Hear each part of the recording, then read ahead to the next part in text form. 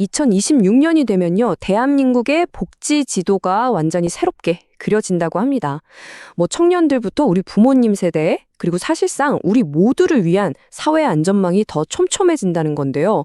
과연 어떤 것들이, 그리고 제일 중요한 거, 나한테는 구체적으로 어떻게 달라지는지 지금부터 한번 제대로 파헤쳐보겠습니다.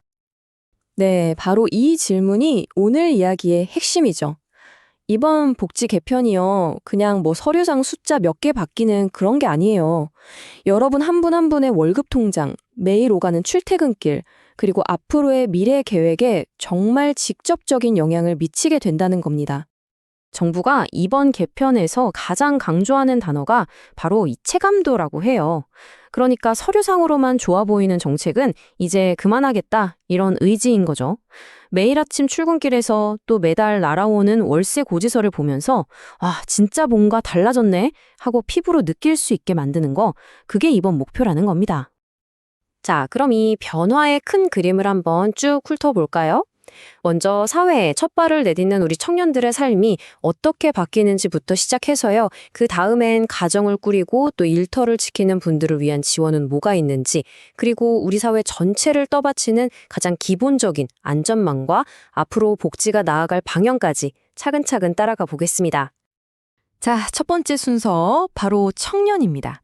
만 19세에서 34세까지 우리 사회의 미래를 이끌어갈 이 청년들을 위해서 과연 어떤 정책들이 준비됐는지 한번 들여다보죠. 근데 여기서 우리가 주목할 점이 하나 있습니다. 정부가 그냥 단편적으로 이거 하나 해줄게 이런 식이 아니라는 거예요. 청년의 삶을 떠받치는 5개의 큰 기둥, 그러니까 주거, 자산, 일자리, 교통, 그리고 문화생활까지 이 모든 걸 아우르는 종합선물 세트 같은 걸 내놓은 거죠. 이 중에 뭐 하나라도 흔들리면 삶 전체가 불안해진다는 걸 제대로 파악하고 있다는 뜻으로 보입니다. 자, 그 첫 번째 기둥, 바로 주거 문제입니다. 가장 현실적인 얘기죠.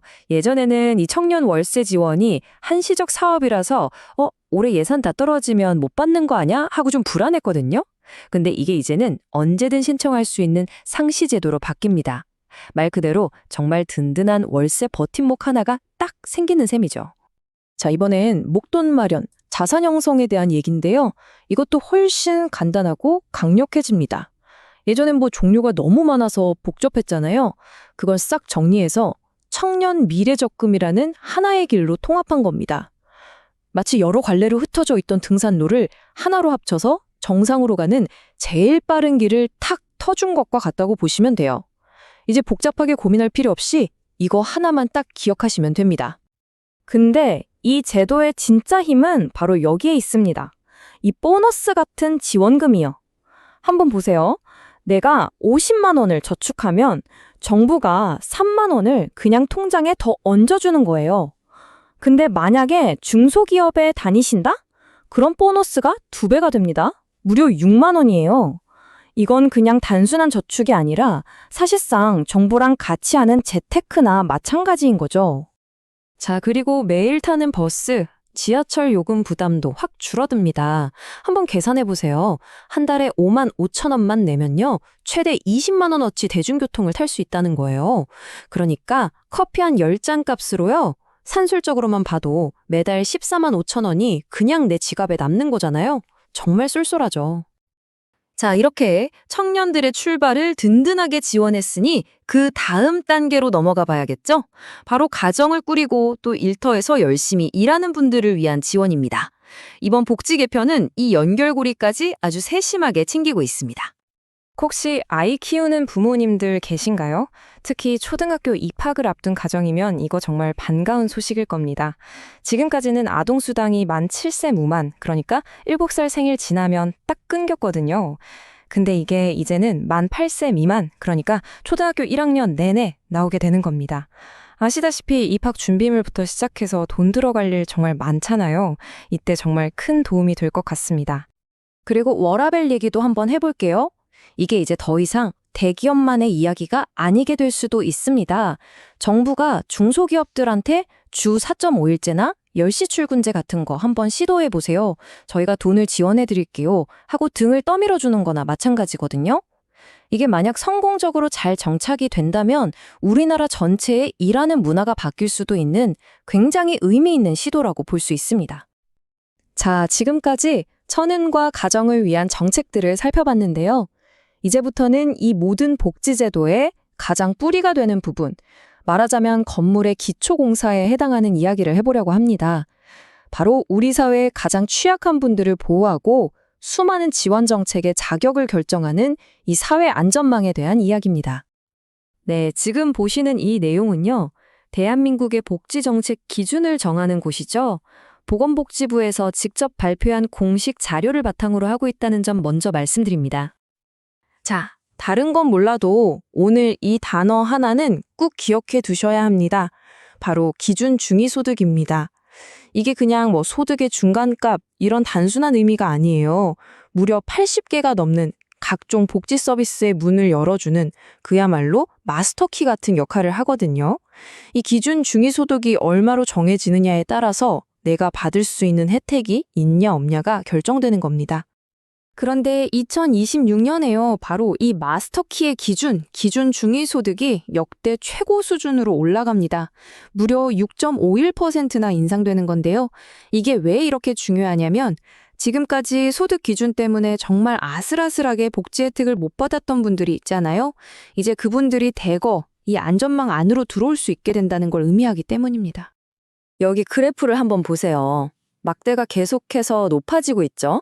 2024년, 25년, 그리고 26년까지.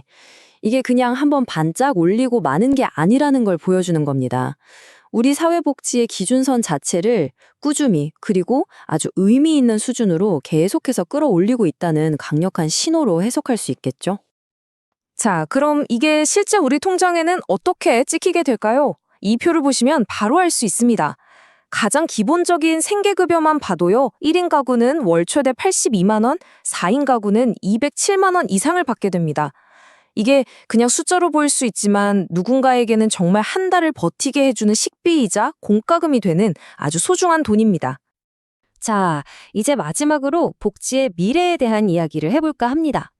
단순히 지원 대상을 넓히는 걸 넘어서서 어떻게 하면 더 똑똑하게 그리고 한 사람 한 사람에게 꼭 맞는 맞춤형 지원을 할 수 있을까? 그 해답을 기술에서 찾고 있습니다. 네, 보건복지부 차관의 말처럼 정부가 꿈꾸는 미래복지의 그림은 아주 명확합니다. AI 같은 최신 기술을 활용해서요. 단순히 우리 삶을 편하게 만드는 데서 그치는 게 아니라 정말 도움이 절실한 사람들을 더 빨리 찾아내고 더 정확하게 지원하는 따뜻한 기술로 만들겠다는 겁니다. 이걸 좀 더 구체적으로 보면요. 예를 들어 AI 챗봇이 24시간 언제든지 마음을 털어놓을 수 있는 상담사 역할을 해주는 거고요. 더 나아가서는 빅데이터를 분석해서 당사자가 저 좀 도와주세요라고 말하기 전에 먼저 위기 상황을 포착해서 찾아가는 시스템을 만들겠다는 겁니다. 복지의 패러다임 자체가 신청주의에서 발굴주의로 완전히 바뀌는 거죠. 그리고 기술과 함께 또 하나의 정말 혁신적인 변화가 있는데요. 바로 2026년부터 본격적으로 시작될 장애인 개인 예산제입니다. 이건 말 그대로 복지 서비스의 주도권을 서비스를 제공하는 기관이 아니라 서비스를 받는 당사자에게 직접 넘겨준다는 점에서 아주 획기적인 변화라고 할 수 있습니다. 이게 어떻게 작동하는 거냐면요. 정말 간단합니다. 먼저 기존처럼 활동 지원급여를 받고요. 그중 일부를 내 개인 예산으로 따로 떼어놓는 겁니다. 그리고 그 돈으로 정해진 서비스 목록에 없더라도 나한테 꼭 필요한 서비스를 직접 골라서 구매하는 거죠. 예를 들면 집 문턱을 낮추는 공사를 한다거나 나에게 맞는 특수 차량을 이용하는 것처럼요. 말 그대로 내가 내 복지의 디자이너가 되는 겁니다. 자, 정리해보면 2026년 대한민국의 복지는 더 넓어지고 더 깊어지고 또 더 똑똑해집니다. 계획 자체는 정말 훌륭하죠.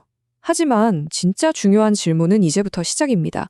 이 좋은 계획들이 그냥 서류 속에 머무는 게 아니라 우리 동네, 바로 내 옆에 있는 사람에게까지 정말 제대로 전달되게 하려면 우리는 앞으로 무엇을 더 고민해야 할까요? 그 답은 아마 우리 모두가 함께 찾아가야 할 숙제일 겁니다.